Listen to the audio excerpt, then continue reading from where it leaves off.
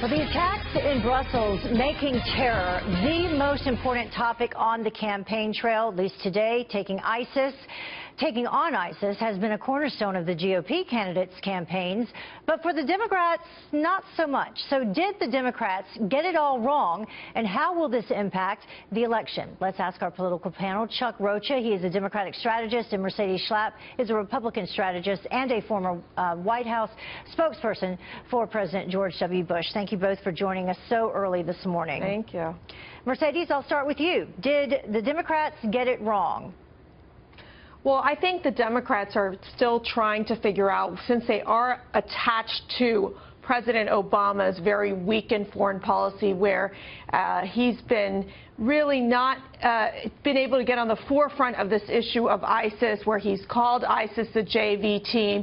And so that's where the Democrats are really in trouble. The fact that, for example, Hillary Clinton as Secretary of State, being attached to President Obama's legacy of unwilling or unable to basically destroy ISIS, which is something that he has said in the past, where he says we've got ISIS, ISIS is contained, but at the end of the day, what we're seeing is that these terror cells that are occurring in Europe, the fact that we're still seeing chaos in Syria, in Iraq, what their inability to basically truly contain ISIS, I think, has caused a problem within the Democratic Party. And Chuck, is this, for all the reasons that Mercedes just mentioned, why Hillary Clinton possibly would want to distance herself?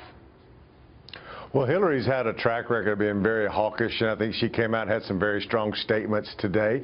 I think that, though, if you look at polling, I think that this is a horrible event, and I think that this is what politicians and we're talking about on the news. In the next few days, they'll get back to talking about what's on their talking points in the polling. It don't diminish it by no means, but when you're talking about winning an election and winning the primary, they're going to be throwing meat to the base and trying to get their people out to vote. But I think Mercy's right that they are having to figure out what they're doing with having to deal with Obama. Chuck, who's the most prepared on the Republican side to take on Hillary Clinton?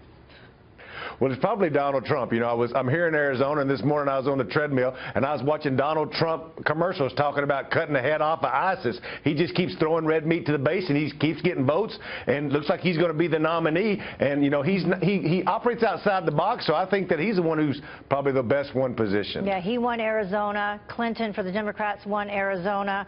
Mercedes, who do you think is best equipped?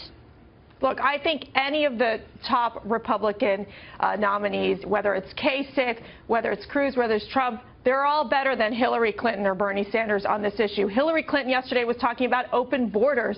That's an issue, for example, that when you look at what's happening in Europe, many of these counterterrorism experts have talked about the fact that one of the biggest problems has been the open borders, the fact that they haven't been able to track down many of these terrorists that are living between Brussels and between Paris.